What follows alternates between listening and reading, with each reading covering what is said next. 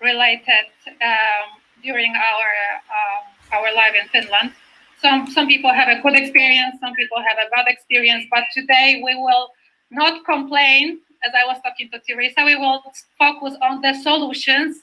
And we are in the Corona time. So many people, as foreigners, have lost their job, or they had to close down the companies due to the Corona crisis. So I believe that we have to focus on the solution and also motivate you guys and empower you, for those also who are watching us outside of Finland. And you would like to migrate for the work purpose to Finland. We would like to offer you some questions, some answers to your questions. So please stay tuned. But now it's 5:01. So Teresa, Bilola, I would like you to start the event, since you are the reason why we have all gathered here today. And of course, we cannot forget about the International Working Women of Finland Association. So please, the online stage is yours.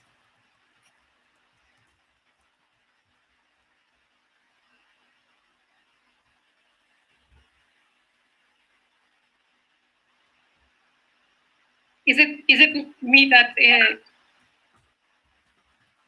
Okay. I can. I think it's Teresa. Teresa is stuck or frozen. Yeah. Luckily, it's free, so. Yeah, it's frozen. I don't know why.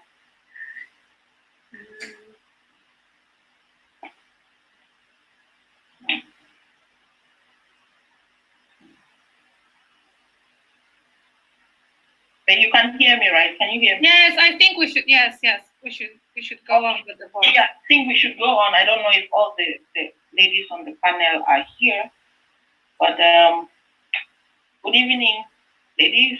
Good evening, audience. It's a pleasure to have you all here.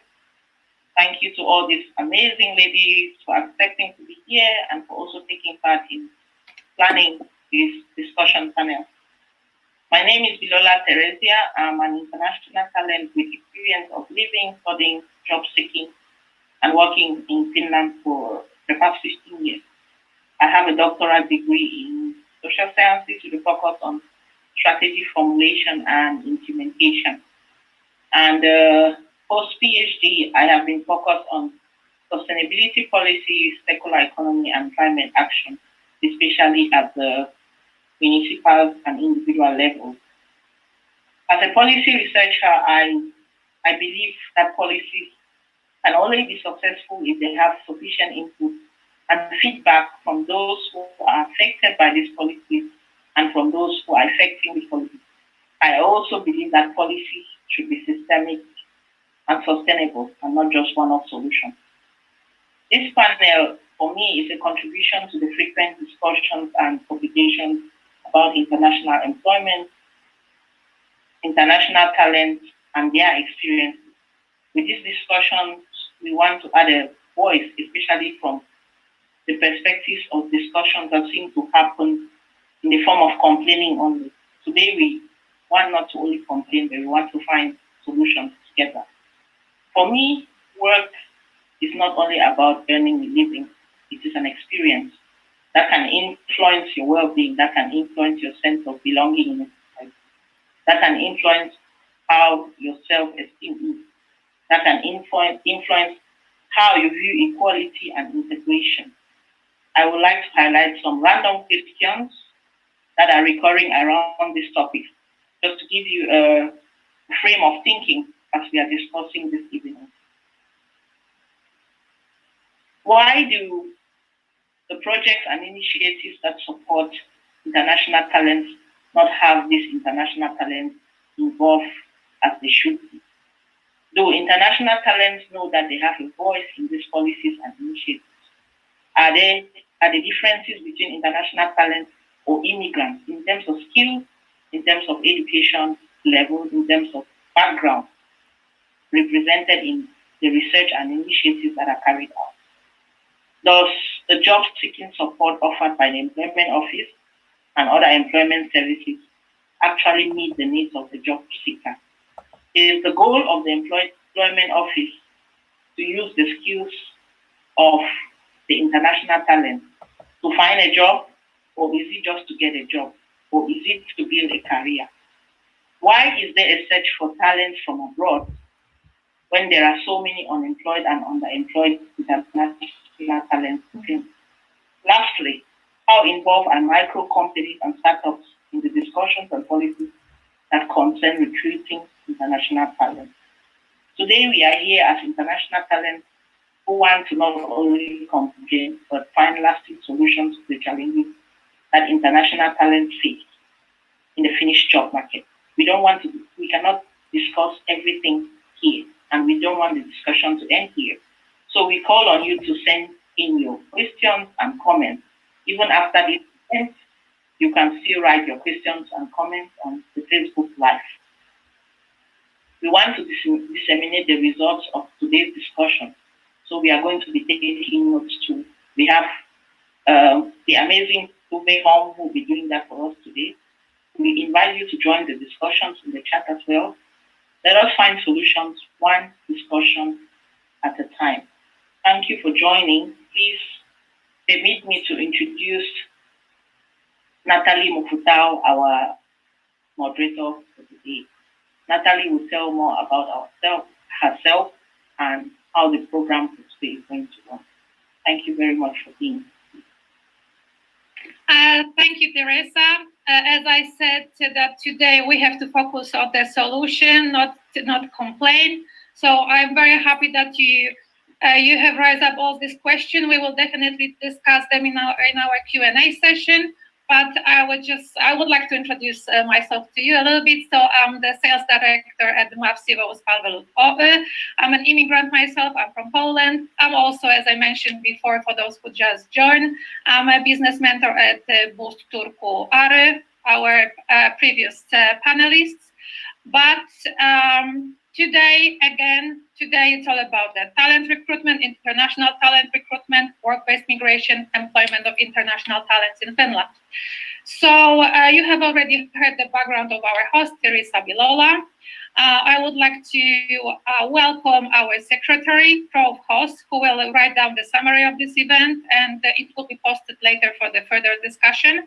Tove is transdisciplinary facilitator and consultant for sustainable development. Her core expertise areas are facilitation, education for sustainable development, leadership, and enhancing Baltic Sea protection. So welcome, Prof. I would like to also introduce our first panelist. I'm not sure if we have some time for them to say something, but let's see how it goes. Our first panelist is Kirsi Korhonen. She is an international consultant, and she worked with international talent attraction, mobility, and recruitment over 2 decades. So that's quite a long time. Kirsi is currently writing a guide on international recruitment for the Kokka Kohti Suomea project, and she will talk about it today. So welcome, Kirsi. Priyanka, the one smiling here, I can see, yes. She is our second panelist. She's a diversity and inclusion coach and the co-founder of Business Wiz. And she's originally from India. She's actively working towards women empowerment and inclusive tech through her work with different organizations, such, for example, International Working Women of Finland, ARY, and European Digital Society. So welcome, Priyanka. And our third panelist, last but not least, Katarina Kolimulainen. She's a third-generation entrepreneur and change advisor. And the way she described herself is that her experience from multicultural projects, personal and business background have insightful spice to labor markets in Finland. I really like that. And she's also a candidate for the 2021 elections, municipal elections in Espoo. So thank you to all the panelists, and just a quick introduction to the agenda for today. So we will have 3 presentations, 15 minutes each, after Q&A session, just to address your questions, following the final remarks from the panelists as well as the host, Teresa. So I would like to welcome the Kirsi, who will talk about public support services for employers in hiring international employees. And Kirsi, our online stage is yours. Thank you. Thank you very much, Natalia. Very nice introduction. Happy to be here. I see lots of familiar faces and names in the chat. And yes, today I'm here representing my company, International Fox Agency, and to tell you a little bit about the guidebook on international recruitment that we are creating together with Kokko Suomea, as Natalia mentioned. Now, I will share the screen so that you can see the content of the guide. And Natalia, can you nod your head if you see my screen? Excellent. And then I trust you will interrupt me if anything goes wrong. Yes, I will. Excellent. So this guidebook is a response to the feedback that we get from companies and other parties involved in the internationalization of Finland and the talent boost ecosystem for instance, on the challenges that companies face in hiring international talent. So part of the challenge is that the smaller companies don't know what to do. And then the ELY-keskus Center for Environment, Mobility and something in the Turku region put out this tender request for a guidebook to international recruitment, and my company, International Fox Agency, was successful in winning the bid. So we started writing this guide in the autumn, and now it will be published sometime this spring. And I'm just sharing here the table of content, and I will tell you a little bit about the guide. So the guide is aimed at any company that is hoping to hire somebody who is not of Finnish nationality or doesn't live in Finland currently. So they have to take certain things into consideration. As Natalia said, I have a long history with international affairs and HR issues. So me and my partner, we are well versed in this topic and have been working on this topic for a very long time. And we know the things that employers have to take into consideration when they hire somebody who just doesn't come from next door. Or if they come from next door, they might not have lived next door for a very long time. So the company has to take, or NGO or whoever is employing has to take certain things into consideration, like does the person have the right to work in that field? Are they coming to Finland from abroad, or have they recently moved here? And what sort of steps do they need to take when they hire that person, and when they make sure that the person can start working full-time or part-time, but effectively. So these topics are discussed in the guidebook, and we start with an introduction to the topic of international talents and the job market. Now, one reason that this guidebook is needed and support services for this is needed is because Finland does not have enough people of working age. And in the very near future, still a lot more people will be retiring from the workforce. And even if we employed all the people who are currently in Finland, that still wouldn't be enough to fill the void. So we need to both find ways to get everybody who is already in Finland hired, and then get more workforce from abroad. So these two things aren't competing against one another. So even if we have unemployed international talent in Finland at the moment, it does not mean that we wouldn't need more international talent from abroad. We need both. So we need to get everybody here employed and into working life, because there are so many jobs that need doing, and then we still need people from abroad. And in this guidebook, we focus on both of these aspects. And with the recruitment process, for instance, we talk about where to find talent, what kind of things to consider when you are putting out a job advert, where to promote it, what kind of interview methods you can use. And we also discuss unconscious bias a little bit, and making sure that your recruitment policies aren't biased and they take the right skills into account, not necessarily where that person is coming from or some other like socioeconomic background or something like that. And then we talk in detail about the process of hiring a foreign employee, and here the nationality plays a role and the language plays a role. So if a person is not a Finnish national, they will need to have the right to work. And if they don't speak fluent Finnish, or in some parts fluent Swedish, then the company will have to make some adjustments to the way that they do induction, for instance.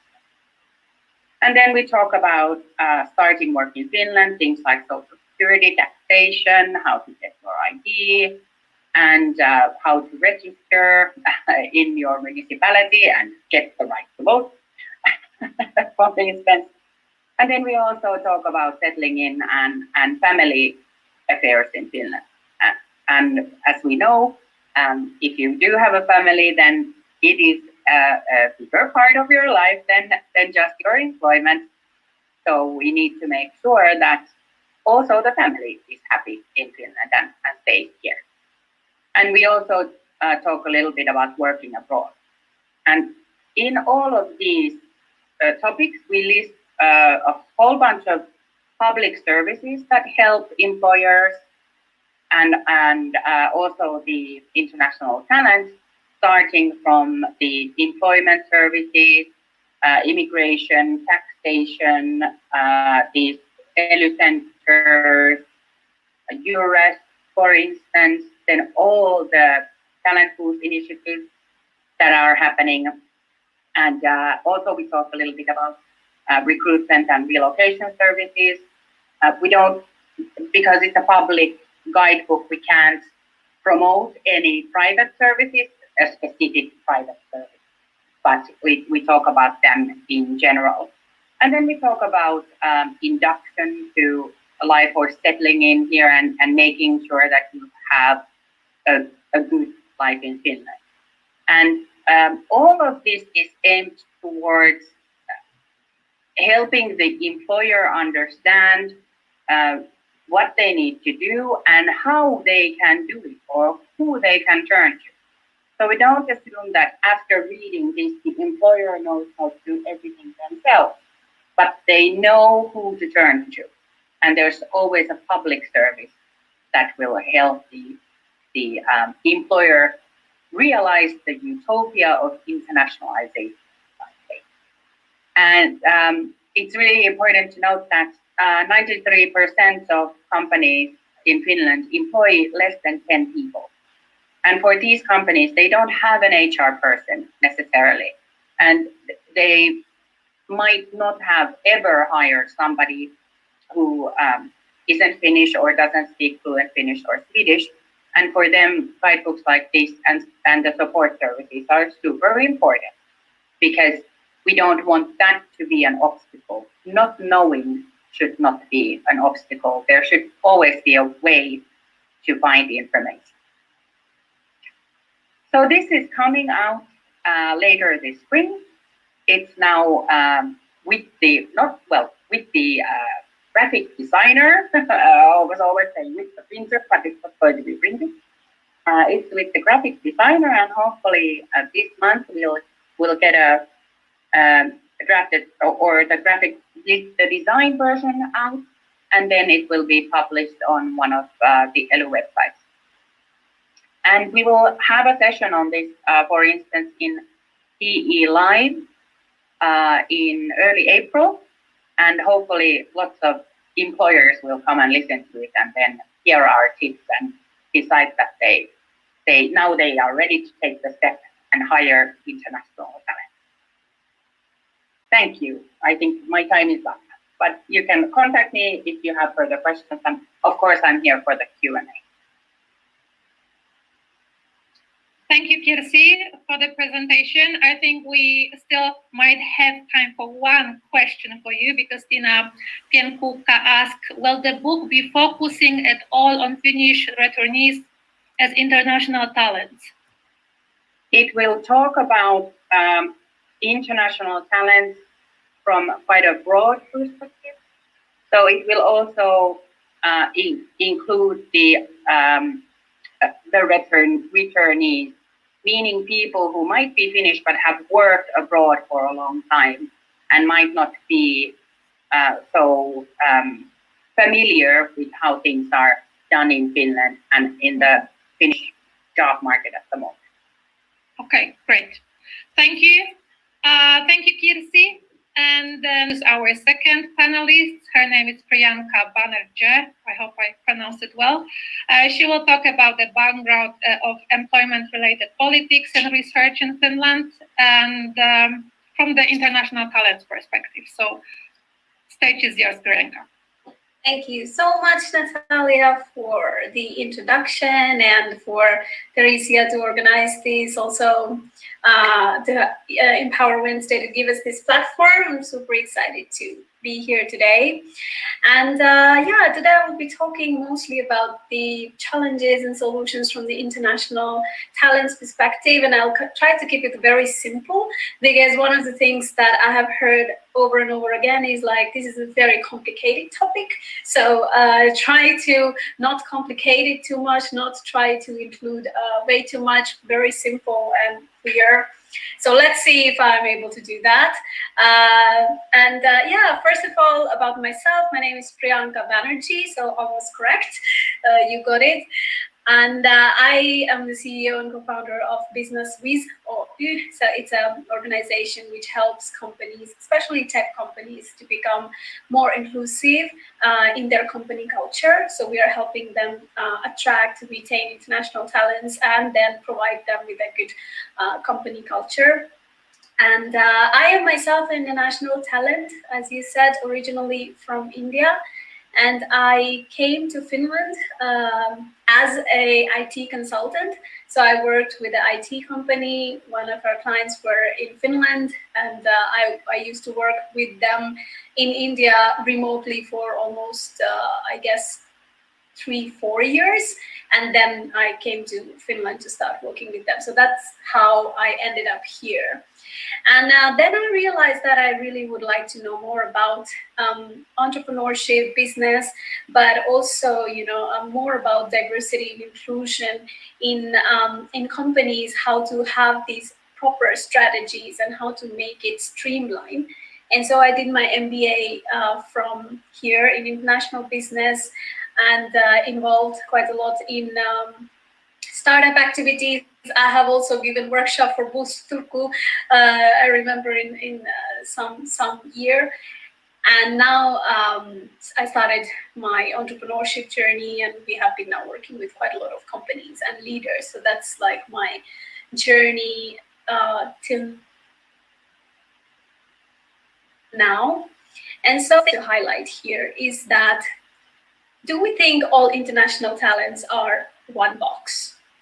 Because that is a kind of a narrative that we see, okay, international talent, but there is a lot of variety and intersectionality in the international talents themselves. So for example, I came to work in Finland. There are international talents who come to study in Finland.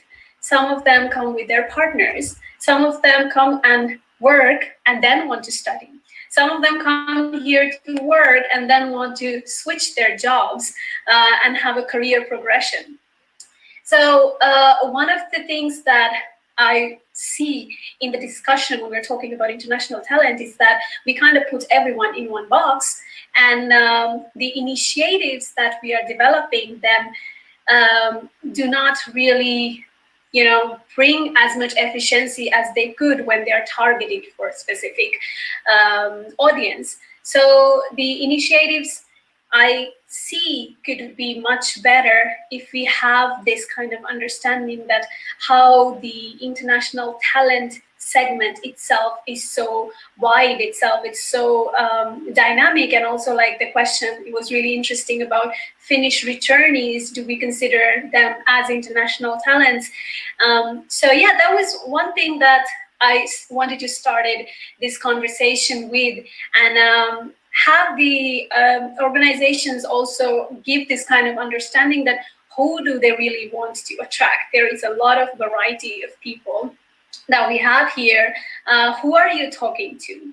And for saying that, I would also then like to say that today, when I'm talking about this is only from my perspective, my experiences, what I have been through.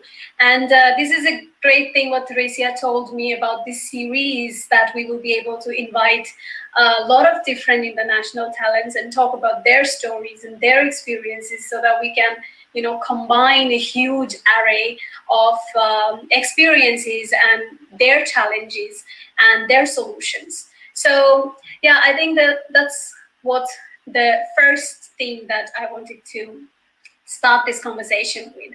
I do have a presentation, but I really would like to keep it more dynamic and have people to ask questions anytime they want to. So it would be more like a conversation. And Natalia, feel free to interrupt me and have a conversation here.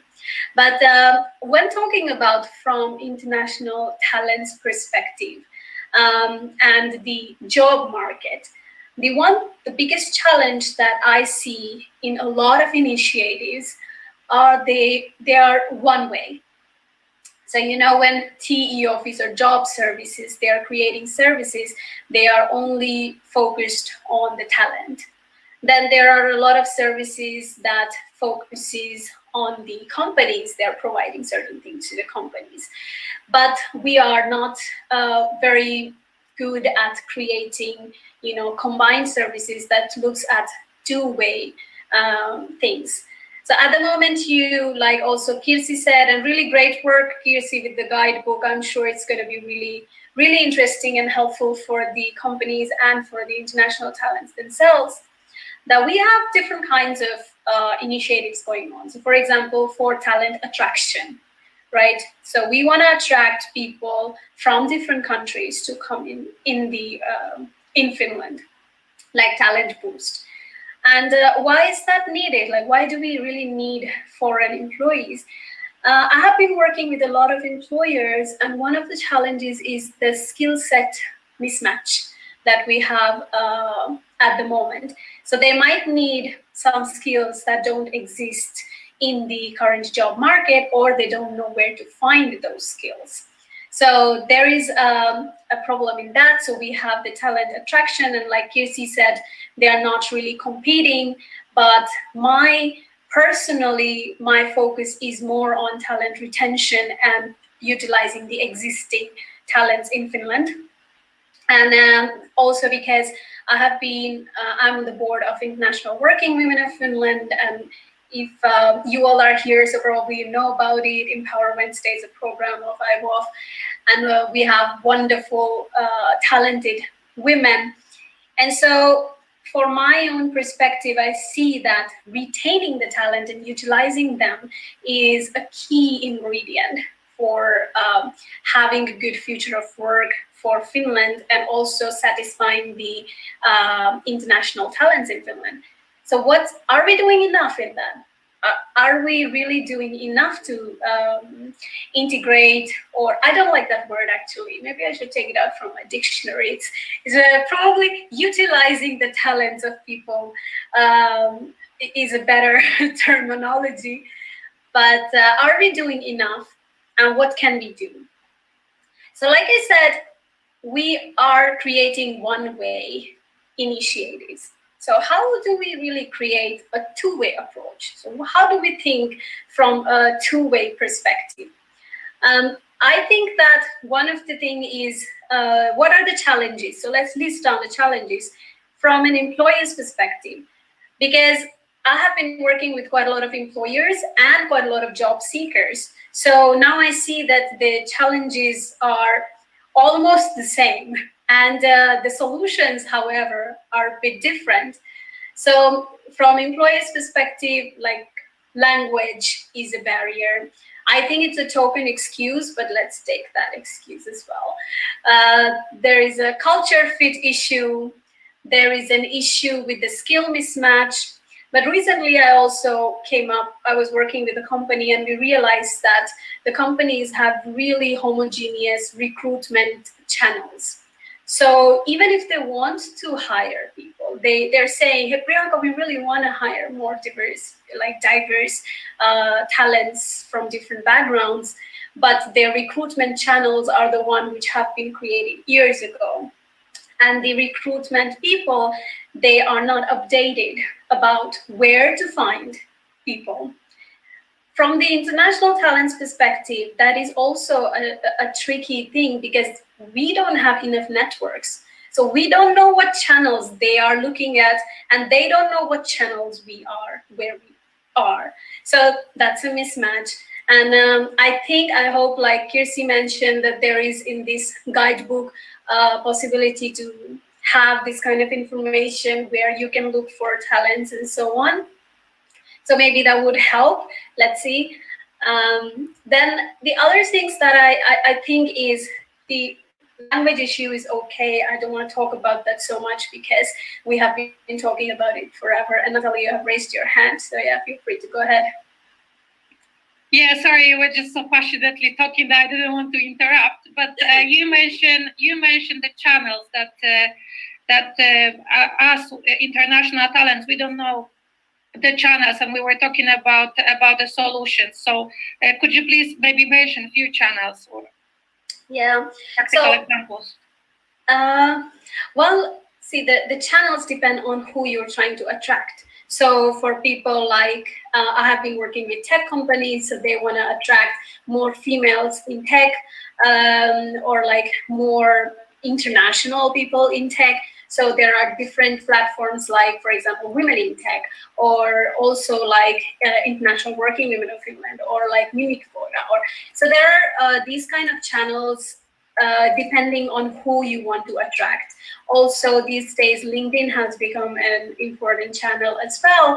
However, if I don't have enough LinkedIn connections from one particular, like let's say in Finland, I might not be able to, see a lot of people or recruitments or job ads. So that is one thing. But I would tell that first find who your target audience is, and then try to find where they are. And these days with the social media demographics, it's really easy to find where people are, what kind of services they use, what kind of platforms they use. And you can get really innovative with channels. So it doesn't have to be job recruitment portals. It could also be like these kind of events where you can see international people, like we are having a discussion, or so it's about how you want to hire and how do you want to be innovative in finding those channels. And Theresia, you have a question too. Yes, question, comment, kind of. You talked about some companies saying that they're looking for talents from abroad because of skill mismatch.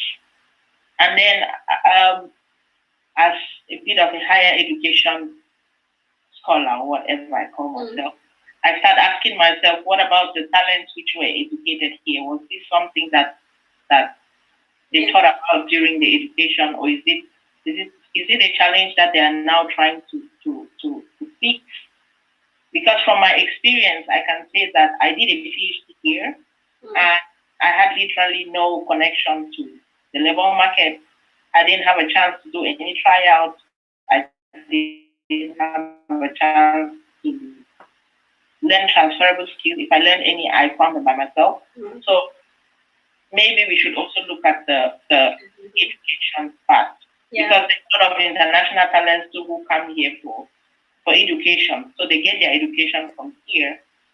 Probably the system should be looking at maybe giving some kind of orientation on the skills that are necessary and needed. Definitely. And I think the mismatch in the skills is also because, you know, as a international talent, I don't really know what are the skills that the companies are looking for, right? So I am not, like you said, the education systems, they even in here, they are not very much connected with the work life or with the companies. And the companies, they don't know what skills also they need. I think one of the important thing we also used to do when I used to work with corporates is skill forecasting. So it's kind of like forecasting a year in advance what kind of skills your company will need in the coming year, and put it as a public information for the people to see, so that they have the time to upskill themselves. And with, you know, the new and latest technologies, even the people who are in the company, they would constantly need to upskill themselves if they want to stay relevant to the job market. Otherwise, we will have more and more unemployment. It's possible.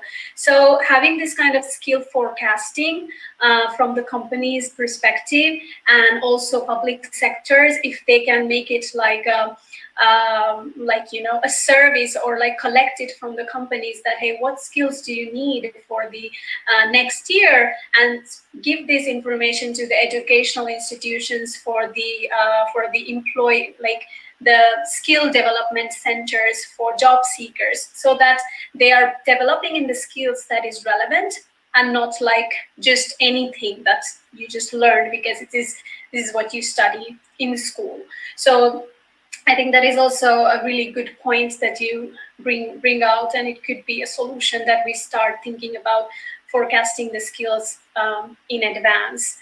So that's an interesting thing. And then from the public sector, I would say that one of the things that developing initiatives require is actual people from both the sectors. So international talents and also companies in when you're developing the initiatives.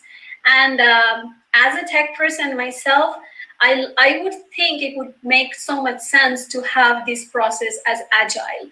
So have a constant feedback loop. So we have created an initiative, and we will wait until 2 years that it finishes. And then we take the feedback, and then next year we start improving it. But what if we create a feedback loop, which every 2 months, every month, every 3 months, collect the feedback, and we can put it into as an agile practice to improve the services. So we don't have to wait for years. We don't have to wait for the projects and initiatives to end, but we can, you know, develop them as we go. So that could be one thing, how we bring both the parties together in building the initiatives, and how we can create a process which is agile and you know, so that it is relevant to the target audience. At the moment, I see that there is a lot of mismanagement, or you can say like not so much agreement between what the target audience need versus what we are doing. But of course, there is a lot of things that is happening. Kirsi mentioned a lot of initiatives that are there in the guidebook as well for the organizations. But I see my time is running out. One food for thought, last, which I would like to say. I have been talking to people building some of these initiatives, and they said, Priyanka, it's so difficult to bring in employers into this discussion. Like, what should we do? And I'm asking them, like, how difficult it is to make recruitment education on inclusive recruitment or unconscious bias in recruitment mandatory. Do we have any structural barriers to that? Can we have some kind of, you know, compensation for the companies? I know that there are some of these, but how can we bring them or reel them into the conversation would be, I think, the next topic to think about and to also involve the companies. And that's why I'm waiting for the next speaker here, because she will be talking about from that perspective, and then hopefully we can have a conversation. So over to you, Natalia. Thank you, Priyanka. I really like your pragmatic approach towards the recruitment of international talents in Finland. And thank you for the short introduction of our next panelists. So our last but not least panelist is Katarina Komulainen, and she will talk from the employer perspective and share her experience with us. She will also talk about the in-depth understanding of the SMEs in construction and consultancy recruitment. So Katarina, the online stage is yours. I'm still not used to this online kind of thing, but yes, you're welcome. Yeah, hi everyone. I hope you're gonna hear me well. I presume you will. Thank you for being part of this panel discussion. I think it's amazing that we raise these issues and we take all the stakeholders into account. Maybe I should start with introducing myself. I'm Katarina, and I'm gonna talk about the perspective of employer. And I have been the decision maker for over 250 employees. So I guess I have some sort of idea what's going on, and I have plenty of friends or acquaintances that I know who are entrepreneurs and are employing international workforce, and we share our struggles and solutions, so to say. About my personal background, my father is Finnish, my mother is Czech, so I'm also maybe from international background from that point of view. I've lived in over 3 countries, so I've been immigrant and immigrant at the same time. I have currently 3 university degrees and few startups, so I think there are plenty of stories to share. But for today, maybe we should focus on the SMEs, especially they are the backbone of Finnish economy, especially. So I believe there are a lot to contribute for the workforce and especially the international workforce recruitment in Finland by these small and medium-sized companies. I believe that for IT and for these high, very hot industries, the demand is clear. If you're international talent, the recruitment is quite clear. You're gonna get it, recruited or not. But when we talk about, and as well that applies for the large corporations, they have very transparent recruitment, and the international aspect is not an issue. But from small and medium-sized companies, well, I think there are actually 2 issues, what I would like to highlight first before going to the solution part. The first one is the language. Especially in capital area, we see lots of companies that are either speaking English, or the English or the language is not an issue. If you don't speak Finnish, that's fine, you know.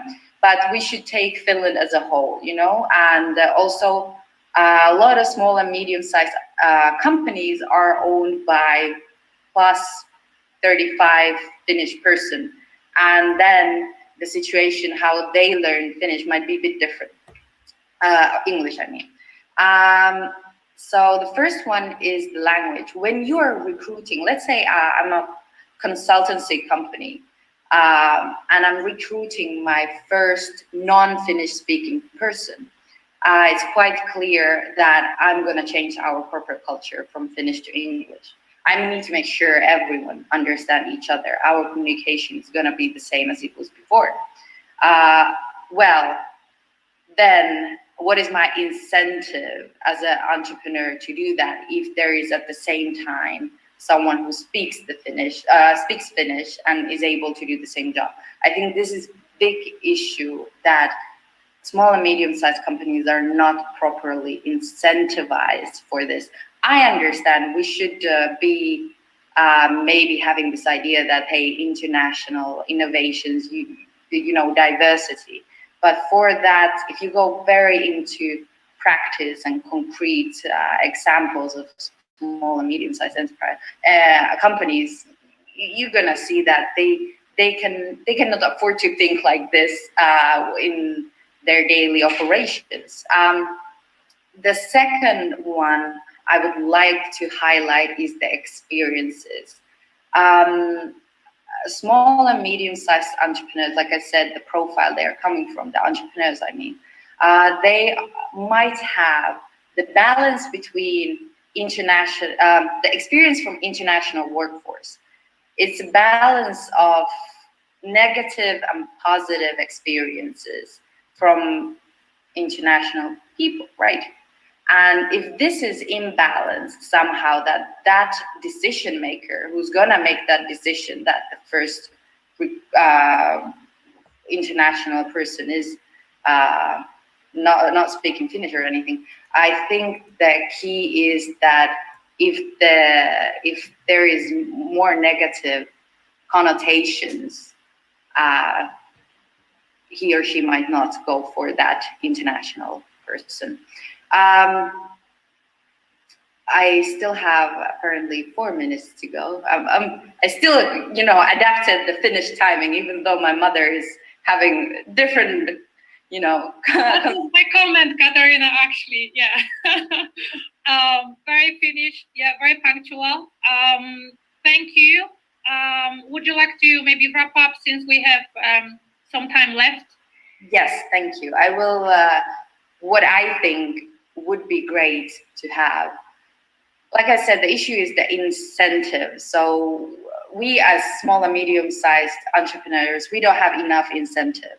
I understand the international talents are given, you are given the tools, how to overcome challenges to get a job. But I mean, it doesn't matter if the decision maker who's actually going to employ you doesn't feel the same, mentoring, that there would be a sort of mentor who will take this, I don't want to say headache, I think headache is the wrong word, but for us entrepreneurs, it might be investment of time and effort that we need to put into this international person. And if there is an outsider coming and saying, don't worry, let us handle it, and change the culture of SMEs through that kind of approach might be very beneficial. But there is an issue of scale and scaling up that, because when you increase the volume, how many mentors you're going to have? I think the scaling is the issue, but finding approach from bringing third party. Currently, TE-keskus, like the employment office in Finland, to be honest, not even once I've heard from any of these, let us help you kind of things. As a decision maker, let us help you. How can we promote that you will choose international workforce? Not even once. And I might be a very good example of that. And there are some people that relate to this. So any questions? I can elaborate more, so maybe questions are a better way to start digging deep. Yes, so I have one, since again I was talking about the pragmatic approach toward this issue. You mentioned the mentorship, but where the international talents can look for the mentors? This is a great question, because it's all about trust. So if the employer cannot trust the mentor and the international talent cannot trust the mentor, it will not be a sustainable option. But why I'm answering your question from trust perspective is because it should, in a way, be internal from SMEs perspective, but external to the extent that it will not provide too much effort for the entrepreneur itself. So it's a great question. I believe there should be governmental support in that way. Have a small pilot program, how it will impact if you have this. This is my take on that. Thank you. We have a comment from Martina Angeleri saying that thank you, Katarina. I feel you brought up a very good point. I totally agree. We still have about 10 minutes before the official Q&A session, so you are welcome to have one more question directly to Katrina, and then we can start the... Yes, Priyanka has. Okay. No. Hi, Katarina. So good to see you, and really good points. I was just wondering, like, because I have been also working with SMEs till now, and I understand the fact that many people, they are not really comfortable, or they don't have the, the skills for the language. How do you think the companies are in providing English language services to their Finnish employees as well? Like when we're talking about the two-way approach, can we have provide Finnish language services to the international people and also an English language services so that both the parties feel confident? This is an excellent question also. I had a phone call yesterday with a Lebanese woman, over 40 in Finland, and entrepreneur herself too. And she was telling that, hey, I didn't even have, she has lived in Finland for 5 years. I didn't even have a time to study Finnish. And I know a lot of stuff. So, and Finnish is one of the hardest languages. Even me, I was born and raised here. I could not sometimes properly speak the language. So I believe the solution is not for international talents to learn Finnish. I think that's not a sustainable option. Even in the capital area, wherever you go, you get service in English. So is this really, because you cannot really maybe dig into the level of Finnish, like someone who speaks as a mother tongue Finnish. So I think SMEs should be incentivized to this English corporate culture. Teresa, go ahead. Yeah, unmuting yourself will help a little.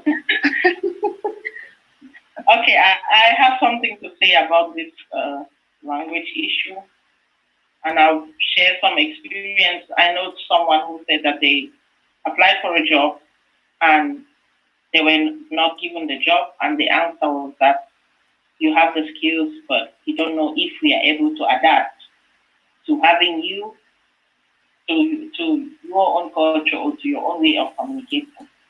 That's not related to language, but we can somehow relate it. So to integrate in Finland, you need to speak Finnish. It's one of the requirements, kind of, and it's a hard language. I myself, I don't yet speak it very well.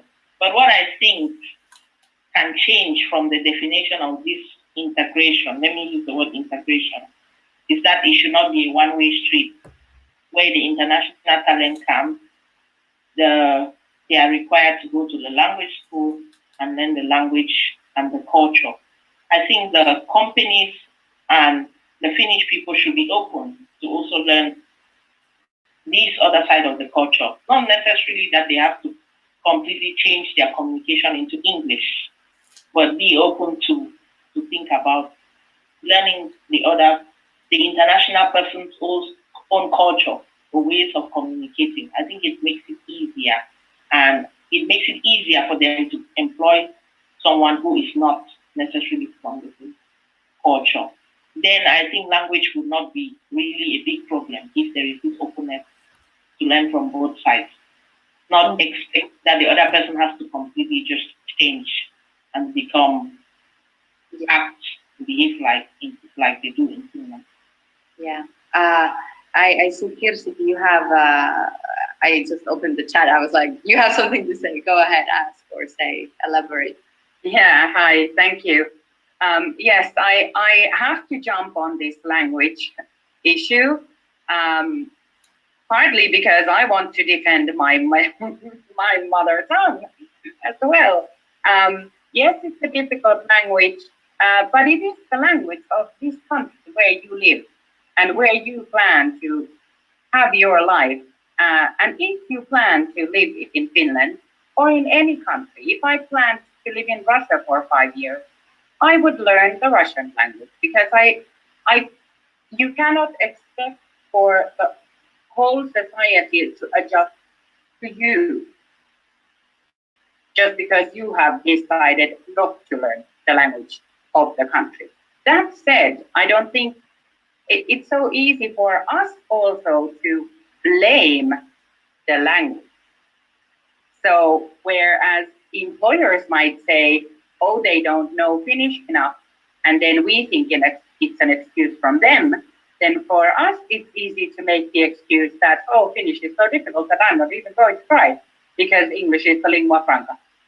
But that's not how it is. Finnish is the national language of this country where you have decided to live. And Swedish is the other national language. And if you really want to make your life in any country and make it your own, make the community your own, then you really should learn the language. But I don't think it's clearly, or it's linked to the employment issue. But these things should, again, not fight with one another. It shouldn't be one way or the other. It's also a two-way street. And I agree with you, the other speakers, that whereas the employer can encourage the new non-Finnish speaking person to learn Finnish, they can also encourage the Finnish speakers to learn English. And there are also financial support methods for this from the public sector. So an employer can get funding for in-house language training for it, and also support for settling in the new international employee. So there are support methods out there, but definitely it's too easy to hide behind the language on both sides. Thank you. Thank you, Kirsi. If I can elaborate on it, I think I'm also a little bit patriarchal. Finnish language. So I agree with that. I gotta admit that it's really important for the survival of the language and the culture heritage to maintain Finnish. Understand that perspective from international talents and workforce. We're gonna lose it. We're gonna lose the competition of attracting international talents from that perspective if we put too high barriers for entering this market here as a labor market. Compare Singapore, Stockholm, Estonia, Tallinn, I mean, they are changing it. They understand what they're losing, but I have a rather progressive approach to whole as a language. Because I believe that if the point is to attract international people, we gotta be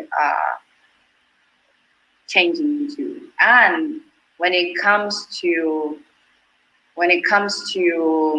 attracting international entrepreneurs, shouldn't apply the same rule to them. Well, we know if we start to apply rule, you need to speak Finnish to international entrepreneurs in Finland. We understand we lost the game. They're gonna find Vilnius very nearby, very interesting ecosystem for business. Stockholm, Tallinn, Riga. And I have lived in Czech Republic, in Latvia, in Russia. Unfortunately, I don't speak any of the languages because if their labor market would require this very strongly, I would, exit, please. Because I consider maybe this is maybe too harsh approach, but it takes too much, too much. I can find easier way, and that's I think our just humanity. We take the lazy way usually.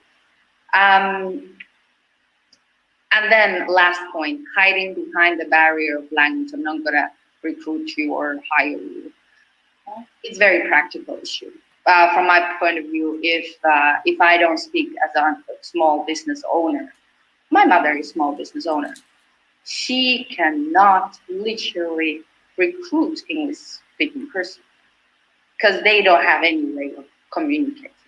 So if I would go now and say to my mother, please recruit, she will be, how, what is the way to talk? And then I will start talking about in-house, you get training. And she's like, well, in that time, I already can have recruited 2 other, onboarded them whatsoever. So this is, but you addressed very important point of having Finnish language after 50 years, basically. So it's very relevant. Next one. Yes, thank you, Katarina. I think if we are following the agenda, now it's 6 p.m. Thanks to you, we have unofficially started the Q&A session, and we did, and thank you, of course, for your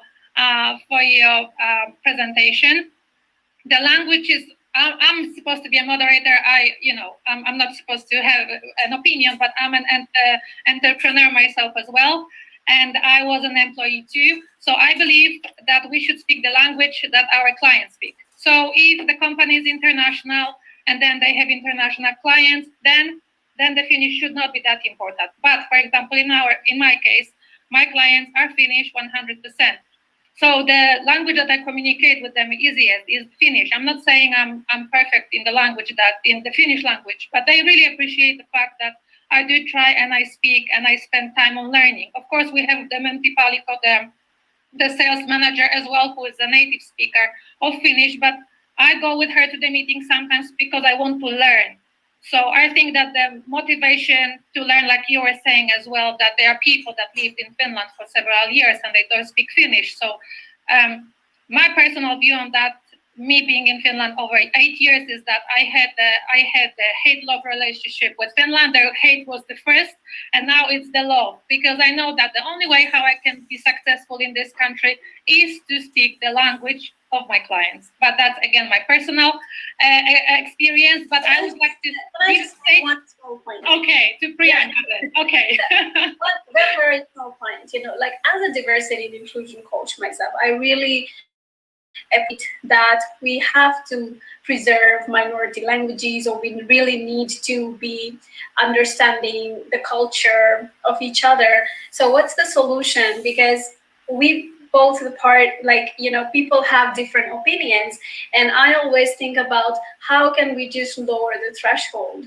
So we don't have to be completely very good Finnish speakers. We don't have to be very good English speakers, but how can we reduce the threshold? And I have seen a lot of my friends and people I know who have been working in Finnish companies, they learn the language so fast. And I have also seen companies who have the future vision to go international or to survive in the future of work, have lowered the threshold of having people. So I think this is like a debate which goes on every time, but I would say that respecting a culture is important, but lowering the thresholds to have a good future of work for Finland is also important. So maybe we can find a solution which comes midway and we can all live happily ever after, if that's gonna happen. Thank you, Priyanka. That's a great summary of the language issue, because I think that's addressed almost every time the topic of the international talent recruitment is raised. So I think we are okay with we will never be okay with the language issue, but let's say for now we are okay. But I would like to address Teresa's question that she asked when she was making the opening statement. Why is there a search for talent from abroad when there are so many unemployed and underemployed international talents in Finland? And this is also, I'm following the Facebook chat as well. This is also a question asked by Stanley O'Neill. Why do we talk about bringing talents to Finland while talents trained in Finland are leaving because they don't have jobs? And I remember what Kirsi said. Yes, Kirsi, I'm seeing the hand. That she said that we actually need both. So if you could please start this discussion.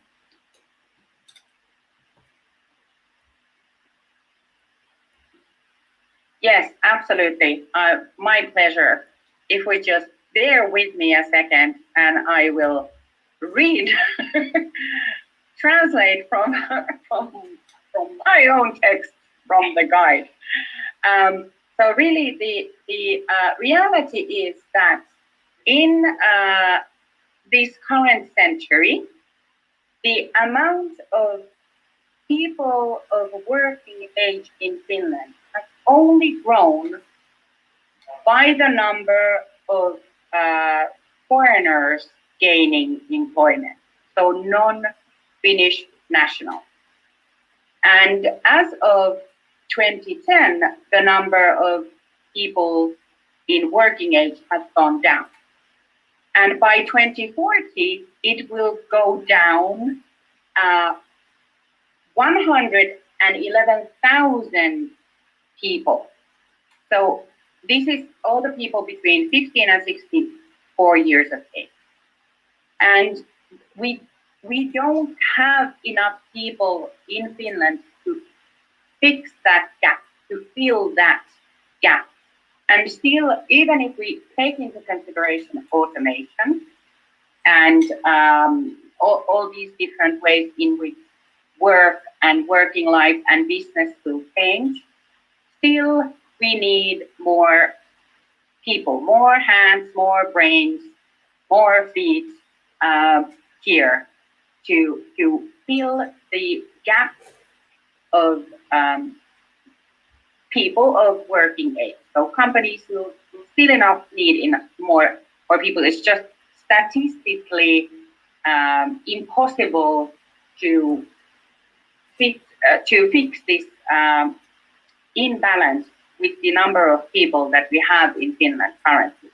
And I understand that it's really frustrating to sit at home and get another rejection letter from a prospective employer, and then at the same time read in the news how Finland some city has created another Let's Attract International Talent program, and you're sitting at home thinking, but I'm already here, why aren't you hiring me? But it's because the government and the cities, they look at the big picture, all the business areas. So there are gaps in some business areas. In other business areas, there are more talent. There's more talent available than there are jobs available. Then in some business areas, there's junior talent available, but there are senior positions available, or the other way around. So there's a whole lot of places where we have a big mismatch, and then to fix this mismatch, we also need people from abroad. And I can put in some statistics in the chat so people can have a look at that. But really, it's not to say that the people who are currently in Finland wouldn't be necessary. That from the government and from the national perspective, every able working person is needed. We just have to find the right match, the right place for the people who are already here, and then the right talent for the companies who are looking for people that they cannot find in Finland. Now, that said, there are still all these other factors like unconscious bias and whatnot that come in the way. But statistically speaking, we still need people, even if we take away all the unconscious bias and all these challenges that we have in recruitment, we still need people from abroad. But we need you too. I'm seeing that Katarina's very serious face and raising the hand, so waiting for your comment. I think you are absolutely on point. We agree on this one. So we agree on the other points too. Don't worry. We're not different approach. Yeah, exactly. I think we should separate short-term and long-term. If we stop doing this now, then it will be a long-term issue. I understand now it might feel as an issue as well, since you're like, we are attracting more, even there are other people in the pipeline trying to find a job. This is, what you said, I align 100%. And very interestingly, what is Peter Westerbakke doing in Vietnam and Uzbekistan is that they are actually teaching high school students in Finnish and then bringing them to Finland. Language, they know it. They have taught the Finnish culture They had already the elements of how, it's very easy to transit to Finland. Well, I believe that this has a lot to do with, well, yeah, I think we need to keep the inflow coming, and we need to have that inflow and the permanent status. I see a lot. You come, you go, you come, you go, but we need to have you here plus 10 years, not 10 months or 1 year. And that is also one big issue to raise. And to be honest, if we want good international workforce in Finland, we need to lower the barriers to enter this labor market. Priyanka, what do you think about it?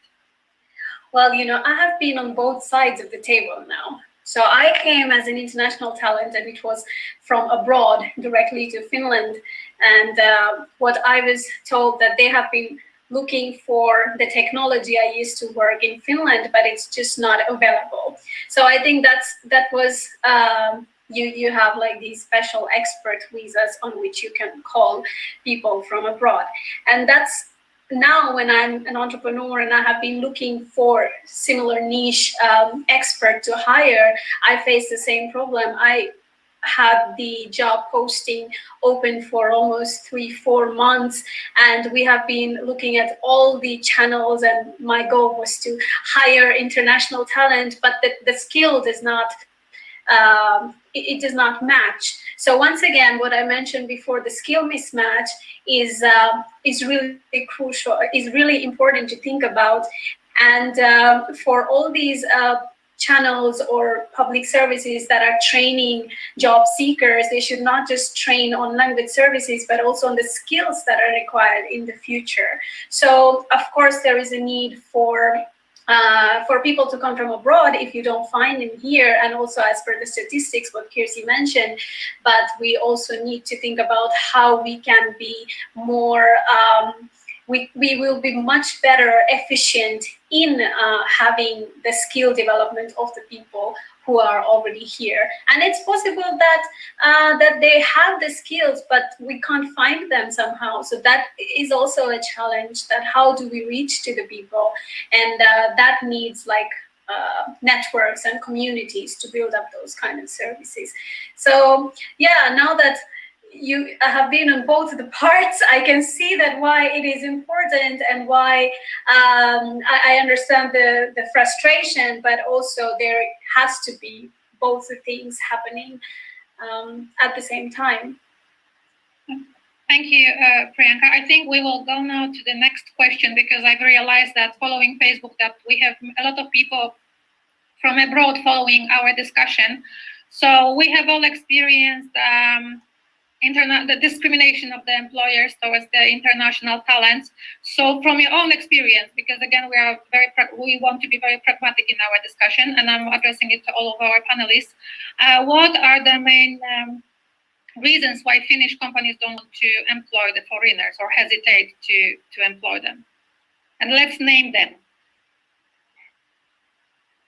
Can we start? I see a lot of hands. We can start from Kirsi now. I'm going to be kind to the companies, and I'm going to say fear of the unknown and a lack of knowledge. If you're like Katarina's mother, who has never hired somebody who doesn't speak the same language or doesn't come from a similar background, it's scary. Or it can feel like a really big thing and a really difficult thing to do. Yeah. And you might not recognize it as such, so you might, for instance, hide behind the language barrier. But if you don't know, whatever project you start, if you don't know what to do, then it always feels bigger and more challenging than what it really is. And that's why the public support services like this guidebook and TE services and whatnot are really necessary, so that we can lower that barrier and maybe smooth away that fear or anxiety or worry that it's going to be very difficult. So that's my nice answer to the to the companies. I know people might feel that there are other reasons as well, and definitely there are. It's always down to the individual company. Mhm. But if it was really easy, and for instance, if we had incentives like Katarina mentioned earlier, maybe that would then make it more attractive. It's not that attractive at the moment if it's challenging, and not everybody is up to that challenge yet. Okay, thank you, Kitsi. Priyanka is saying that her right hand functionality is not working, so please can you comment on that? Yeah. So let me tell you from my experience, one of the services that we provide is also doing diversity inclusion survey for the whole companies. And we are understanding what people think, how they feel. And I have done the survey for very Finnish companies, like let's say all Finnish companies. And there is, sometimes that the leadership might assume that the people they might not be open to international talents. Or then sometimes they want to do something, but they don't really know how to do it, like exactly step-by-step process, what to do and how to do. And I think that is one of the things that the management also needs to have a more open conversation with the people in the organization, that hey, we are all going towards the same direction. We want to be innovative, we want to be international. What do you think? Are you up to this challenge? Having this conversation is really important, because based on my experience, the first time when I came here, some of the people later, when I quit my corporate job, they told me like, Priyanka, when you and other people were coming, we were really scared because nobody told us about, why is it important for you to come here and work? And it was like, okay, these young people with new technologies, they're going to take away our jobs. And it was more like a supporting function, that we were supporting their work, and there was no sense of scariness. I was not going to scare anybody, but that's what they felt, and it was really openly, they told it as well afterwards. So I think the thing that in companies, leadership should be open to talk to their teams, ask what they feel, share the purpose, and it is possible that a lot of people, they are on the same page. And of course, and then understanding the needs of the company, where they are going, is also then going to help on how exactly you can do this. So that's from my experience. That's what I have learned. Okay, thank you, Priyanka. What about you, Katarina? Kirsi saying, I'm gonna be nice to the employers. I'm like, okay then. I was waiting for your comment, actually. Actually, I align that small and medium-sized entrepreneurs, employers, can be not so nice when it comes to recruitment. Very poor term. But let me share my dear friend's experience. She is from Arabic diaspora from Saudi Arabia. She has lived in Finland for 5 years. She has studied for many years Finnish, sorry, but no success there, even though she is trying, I can tell you. And she was applying for for 2 years, over, I think, she sent hundreds of applications. None of them were not even, asked for interview. It was unfortunately, we selected someone else. You know what she did? She did change her last name to generic international name. And what happened? Immediately, the first job she applied, she got a job interview request. This is crazy. Come on, Yeah. That was also a research that came from the Helsinki University. Yeah. And this is something. As long as the culture barrier is there, we are not getting anywhere within. And how do you work through it? Because I feel that it should be mandatory for the companies to have inclusive recruitment practices, because it's not about the company, it's about the whole country, the people, and the satisfaction of people. Yeah. Absolutely. I believe there should be freedom, but when I said I've highlighted the term incentivize SMEs, it can incentivize is also through forcing someone to do something. So this is one thing I think should be there. For example, what I said, I was the decision maker for over 200 employees. It's over 80% were from Estonia, Latvia, Lithuania. I mean, countries not beyond Poland. Sorry, there was someone from Poland as well. But I mean, there was no issue. Actually, quite opposite. There was positive discrimination in construction. I'm limited to construction consultancy, but when it comes to construction, and you are currently in the market, if you apply as an Estonian, you get a job immediately, and that's positive discrimination.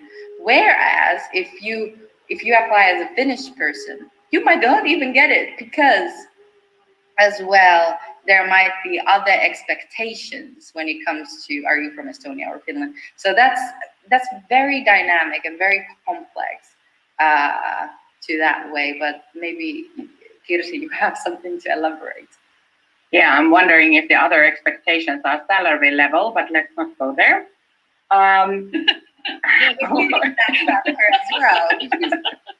We need to be transparent. That is true. I'm not going to lie and say no, it's not true. It's directly linked to that. But yeah, sorry, I know interrupted you. Yes. I think also that without transparent discussion and saying as I think it is, I don't think we're gonna get very far, because it's, that's true what you said. It's also salary related. Well, this now nicely takes me into ethical recruitment, which I was touching upon in the chat earlier. And really, if we go into moderating the recruitment practices of companies and employers, which in a country like Finland, where privacy and the right to make your own choices is quite high, and would be quite difficult to implement unless it's put into something like the Equality Act.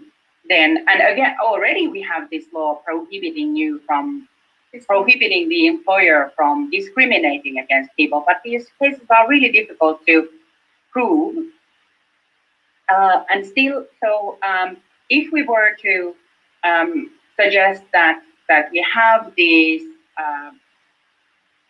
highly mandatory recruitment policies, for instance, or regulations, then that wouldn't go down very well with the employer unions, who are already complaining that it's too difficult to, that some of the regulations are, they safeguard the employee. I'm trying to be correct here. Sorry, everyone. Politically correct.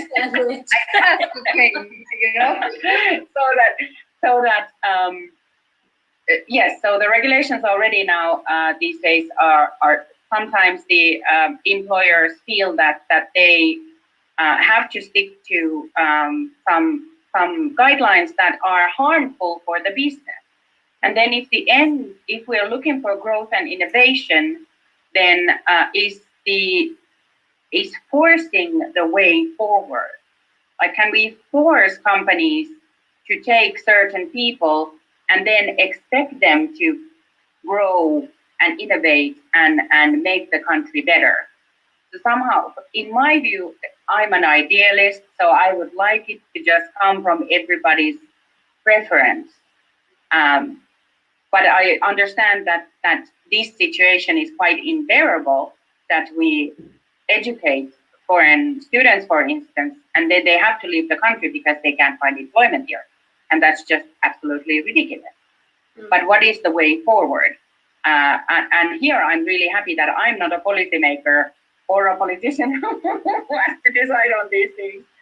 I think Thank you. Priyanka, would you like to add something? Yeah, I was saying that I didn't mean that people have to mandatorily hire someone, and that's also like important because skills would be the important thing to hire people. But what if unconscious bias is hampering that? So the thing is that having educational awareness is really important, and also just a very quick point that the way the companies are being trained into unconscious bias or recruitment practices, it's not very action oriented. So even if they are trained, they don't really know how to apply it. So we need to be really provide the awareness or education in a way which is more applicable, and which is also once again what Katarina said, incentivize the companies to actually do these trainings. And I think there are certain packages that the government do provide, but I don't know if companies know about it. Like, at least whenever I have talked, they're like, oh, there is something like that, we didn't know about it. So that is also something we need to be maybe involve the unions to provide this kind of awareness or information to the companies. But what is the right incentive? That's what I am now thinking about. Thank you, Priyanka. I just wanted to read the comments from the audience. So Tina Pienpukka is saying that transparency is extremely important. We need to know what the issues are if we ever hope to resolve them. And discrimination is one of those issues. And she's talking about innovation also, that is not born in the comfort zone, though. So I'm a little confused as to why companies are staying inside this safety space. And then we have also a comment from the Netherlands, from Ori Ondiba Consultancy, that in the Netherlands you should change your name in Turkish or Moroccan in order to get the job. Also, appearing to be a woman is helpful. So that is discrimination the other way around. Okay, so apparently we are not in the worst situation here in Finland, but Teresa was actually, she's been waiting for a long time. So Katarina, please excuse me. I would like to give voice to our host today. Teresa, we cannot hear you. As usual, I was muted. Sorry about that. I had quite a few points to make here, especially on the issue of positive discrimination. For instance, in Turku, they have tried this model of anonymous recruitment. Mm-hmm. But then we have mentioned here the issue of names. So how anonymous can anonymous be? And then the issue of whether leadership should start the communication early. The point is that leadership ready to even start that communication? Because you can make recommendations, you can write this guide for companies, but like Tina is saying, if the companies are not ready to leave the comfort zone, what can be done about that? What other kind of support can the government or policymakers give to these small and medium-sized companies who are the backbone of the Finnish economy? And then another thing that I have noticed is that most of us international, or let me speak for myself, international talents don't know that small and medium-sized companies are the backbone of the Finnish economy. They are not looking for jobs from there. Some of them don't even know about most of these companies. Mm-hmm. So how do we make that more visible? I think for me, it's only recently that I actually started looking into those small companies.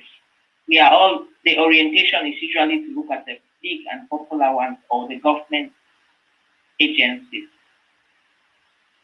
So then there is the channels that we look into are different from where the jobs are actually found. Thank you, Teresa, for sharing your experience with us. Katarina, I think you wanted to comment on it. Yeah, I wanted to also elaborate what was discussed before, Teresia. And well, firstly, I guess we need to understand the decision maker behind each SMEs. Okay, there are board of directors, but usually it ends up to be the owner. They are individuals, and they are impacted from their external experiences and what is their experiences. And when you sometimes follow what is on social media, what is on the Finnish media, and if you get influenced by that, no wonder there are some decision makers that are not wanting international workforce. So increase the touch points between these individuals, these very, very specific individuals with international workforce. Maybe it's just a touch point. It doesn't yet mean it's a big, long process that you expose them to international environment. How it's done, very good question. No idea, big speech. But I wanted to elaborate on this one. And also what Kirsi said about regulating through this. It's enforcing. I think that as long as something is beneficial, SMEs will do it. That's 100% sure. So how do I convince myself it's more beneficial to recruit international workforce is the question. For me, I believe that the issue is not the generation that I represent, the 90s and the 2000s. That's like, I think we already got the vibe how we're gonna do things. But the issue is now I'm sorry to say, but very generically, plus 35 until to my father, who is also entrepreneur, to 75. So I see the issue to light in there. So how do we get into these individuals who are making the recruitment decisions? Kirsi, go ahead. Just a quick remark. We have 15 minutes left until the Q&A session. So I would appreciate Kirsi and Priyanka to have a quick comment on that. Yes, absolutely. I will be quick. I think Teresia, Katarina, you both raised good points on both the incentives for the SMEs and then also for the international talents to look at the SMEs more closely as places of work. And everybody targets Kone or other big corporations. Kiev or Supercell or these names that we see in the news all the time. So everybody sends applications to them. But what about that small business owner that you met in a Chamber of Commerce event sometime and they do something interesting? Talk to them, reach out to them. And of course, networking in this online time is a whole nother topic. But definitely, there's more to be done there. And then I think that the touch points with the employers and the talents and also the decision makers and the employers and the talents, we should definitely have more of these ideation tanks, think tanks and workshops where all of these can come together. And there's still a way to go, but I, for one, am feeling very optimistic about the future. And there's more and more discussions around this topic. More and more people are raising awareness. And also all of us, when we talk to our business companions or our networks, whoever they might be, we also raise awareness. And it's really important to have a positive note and offer solutions and offer help with whoever has whatever challenge. So definitely, we'll get. What about Priyanka? Okay, so I will very quickly give some very practical points that has worked for us. And with Katarina, I agree and a bit disagree on the age group topic, because I have personally seen, like, even if the age group of our, like, let's say millennials, they're really open to the idea, they still might have unconscious bias that might be hampering them from making the decisions. And it is because it's not just if you're in Helsinki, but in any part of Finland and the region that you have been born in, the culture around you, that you might think that you are not doing discrimination, but you might be doing it. So it's about asking yourself question, not being very complacent that I'm a millennial and I definitely believe in this. So that's one point. And then the other, how to bring these SMEs into an international environment.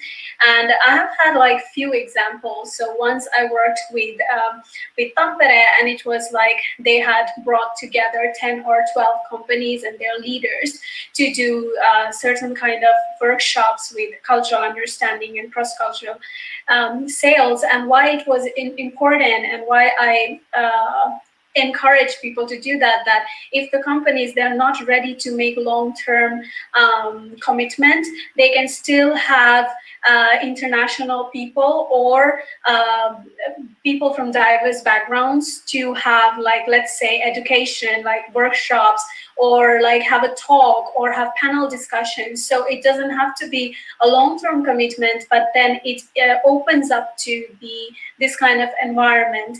And recently I did workshop for one company who provides education for a lot of work union, and they had never ever done an English workshop.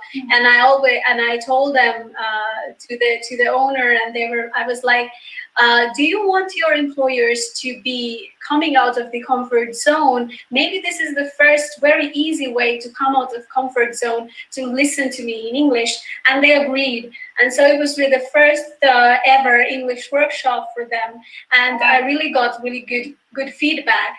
So it was in a way that you have to don't hire people yet if you don't feel comfortable, but you can provide open environment to your employees through small these kind of interactions. And it could be also with the international talents that, hey, you come and talk about some topic you are really good at. We want to hear what's going on, what's new happening in the innovation field, or what's new happening in the sector you're working. So cross-sectional intersection, like cross-sector intersection as well, help innovate the companies, and also it would help them give this kind of international environment. So thank you. That was actually a good summary. You helped me to summarize this topic. But I have spotted a very interesting and important question from Olanike Oladapo. She's saying that as a foreigner, how can I survive in the Finnish market when you have Finnish counterparts doing the same business with you? I think that many foreigners ask this question themselves. So who would like to answer or give a piece of advice first? I don't see any hands. Oh, okay. Yes, thank you, Katarina. No one volunteers. Yes, to be honest, you are a bit disadvantaged when you are foreigner and then someone who is Finnish is doing the same business. Let me take my mother as an example. She has been an entrepreneur in Finland since the 90s, and she has always been a bit under-leveraged by the fact that there are other Finns doing the same. But what are my tips and hints is that use it for your own good. Because I believe, I read even a research, I think it was released a few months ago, that foreigners, when they come to Finland and they're entrepreneur, because of their experiences in life, they are trying harder, they are pushing harder, they are giving innovation the next level push.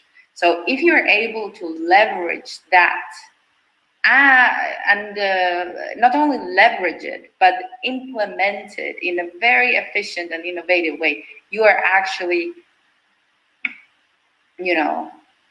exceeding the Finnish counterpart. And of course, it's dependent on the industry, I guess. Okay, thank you. Katarina, what about you, Priyanka? What is your advice? I tell from my own experience. So I'm an international entrepreneur. I don't speak very good Finnish. All my services are in English. And definitely there is a lot of competition, but I like to say that it is also about attitude. If you're at disadvantage, you're also at a very good advantage because you're unique. What you provide is something totally different from a lot of Finnish employees can provide. So you stand out in that way. And one thing, you need to know that you stand out. You need to be first confident about that. I am not at disadvantage, but I'm at advantage because of my uniqueness. And the next thing, what has worked for me is collaboration and not thinking about competition that much, but collaboration. So if I see a Finnish company or person doing the same thing, I go and ask, hey, how can I add on to your services? Can we partner together, or can I provide services that will complement your services? So what happens is that they have the network, I have the service, they are doing same service but from a different perspective, and it's a win-win for everyone. So thinking about collaborations and partnership with Finnish counterparts who are doing the same business is a really good strategy. You get their networks and you also improve your business. It has worked for me for sure. And also being confident that you are unique and you provide something that a lot of Finnish employees are doing, and it's not the same. I love it. Yeah, the uniqueness. Yes, it's so true. I see Kirsi would like to say something as well. Yes, I want to just say that I agree with both Katarina and Priyanka that you can make your disadvantage your advantage, and that we can't stress enough that networking in this country is key. Our good colleague Delphine Vasallo has said that your network is your net worth, and that is true. It is true to the point that even those who find it frustrating turn to the same method when they need to find somebody.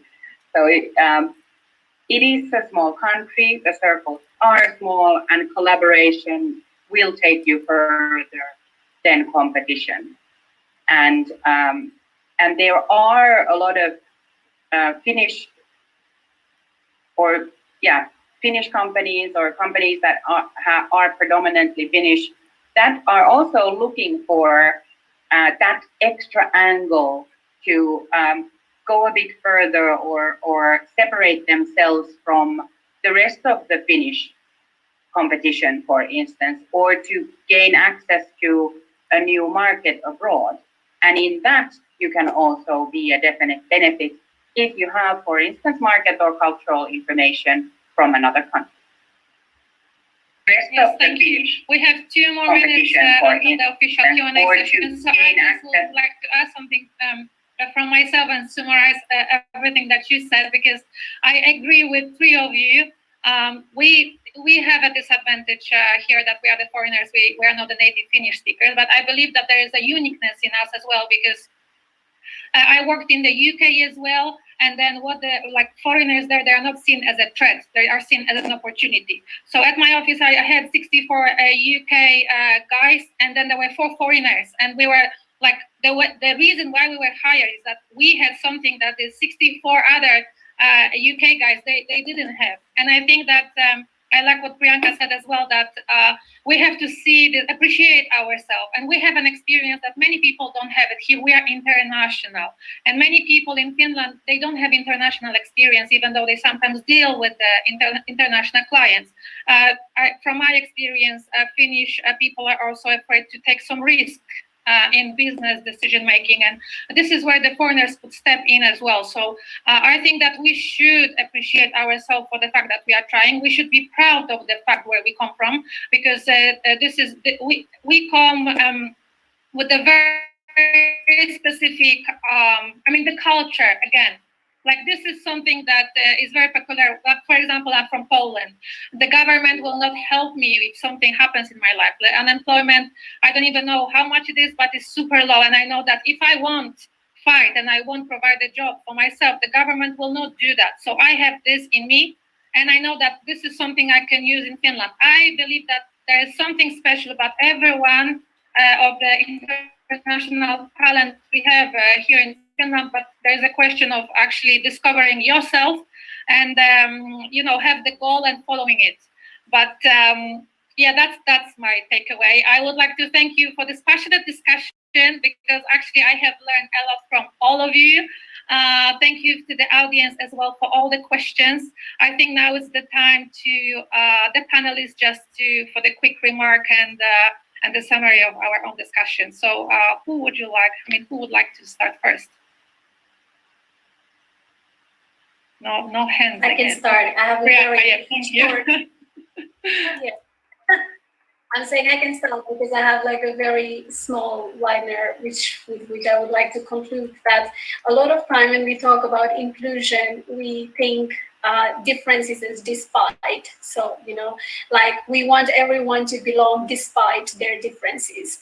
And I would like all of us today to change that narrative and make it, we would like all of us to belong because we are all unique or because we have all the differences. And I think that narrative itself is going to change quite a lot about the culture, so that we don't see the difference as a bad thing, but as a value addition to us as as an individual, but also to the society. Yeah, that's my final comment. Thank you, Priyanka. Thank you. Katarina or Kirsi, who is going to take over? Well, I can go next. Thank you, Priyanka. Very nice words and very well said that together we can make it better. Mm-hmm. I want to tell all the employers that the future is here and it is diverse and we'll help you get there. So when you're willing to take the first leap into the currently unknown, reach out. Ask your network if there's somebody who has already done it. Contact your local TE services. Contact me. There's plenty of support out there, and everybody wants to succeed. We as individuals, we want to succeed. Your company wants to succeed, and together we'll do it better. Thank you. Thank you, Kirsi. Katarina, what about you? Thank you, and it has been a very fruitful discussion tonight. I think I got lots of different perspectives and angles how to look into this. As employer and representing maybe that perspective, educate us, incentivize us, and support us. Entrepreneurs, I think generally we have that, list of things, and I think you need to be really proactive with employers to bring to our faces. Now you need to do it. You need to do it, and it's not a short. Tomorrow it will be done. It's a long process, and I think all of the entrepreneurs, doesn't matter if you're a large SME or startup. I think all of us need to understand that the world has changed. It is not what it was 50 years ago. Mm-hmm. A new, diverse world where I can meet people from Poland, India, Finland, whatsoever. And we need to live by that fact, not what it was, So thank you. Thank you. Thank you all. And the biggest thank yous to Teresa, of course, who has been our amazing host today. If not you, we would not gather today to discuss such an important topic. So I would love to know what is your final remark? Okay, thank you very much, ladies. It has been a really interesting evening, and turns out really, really, really successful than we even thought it would be. At one point, I was discussing with Natalia, and we were wondering we are going to actually have things to discuss. Now we have way too many things to discuss, which is a good thing. And I would like to say that the discussions don't need to end here. We will have this on the iWork YouTube channel. We have it as a Facebook Live event at the Betong Media page. You can still keep interacting there. And then we will try to, with Tuve, with taking down notes. We can't see her, but she's one of the backbone here now. With taking down notes, we'll try to get a synthesis of what we have discussed today. And from me, I would like to say to policymakers, involve international talent in the policies and initiatives that you make that concern them. Involve small and medium-sized companies, because these two seem to be a bit missing in the discussions. Next point that I would also want to make is that international talents cannot be put in one box. We have different backgrounds. We are at different stages of life. We have different reasons for coming to Finland.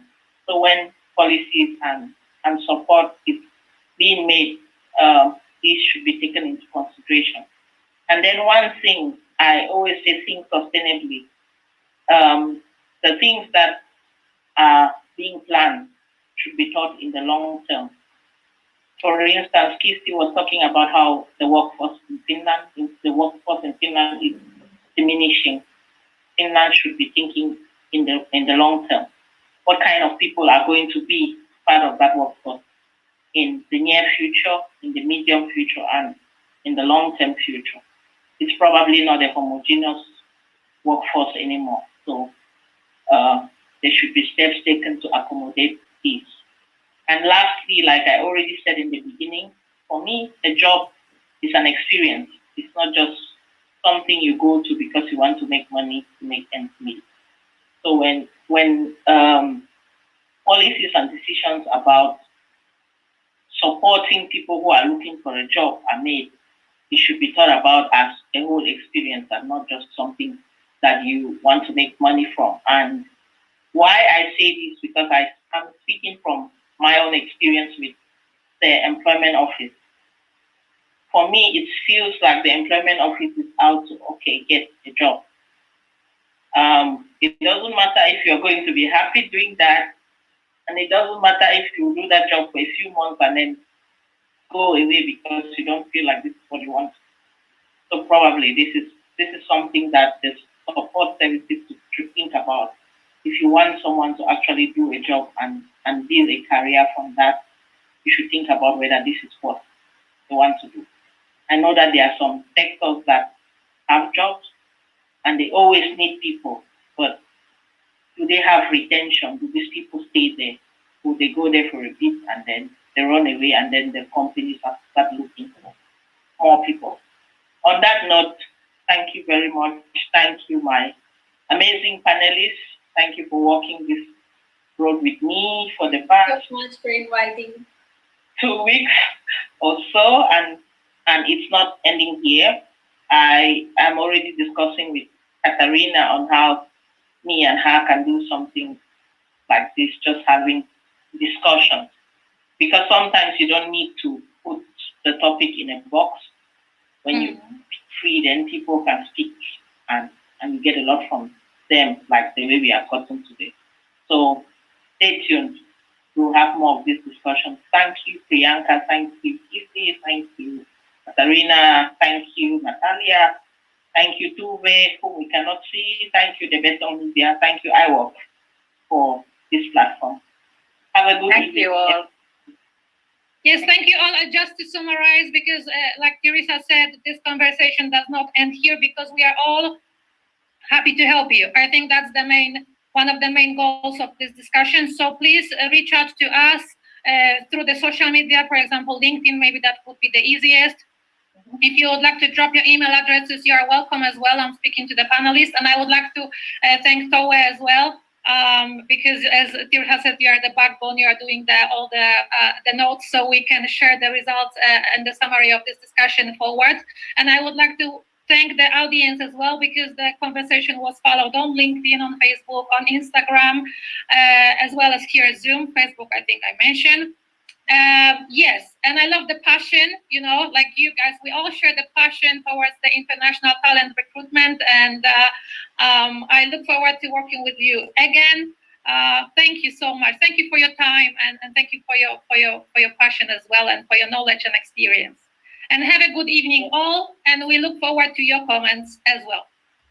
Thank you all. It was really nice to be here. Really nice Yeah. to see you. And one thing, And thank you, Katharina.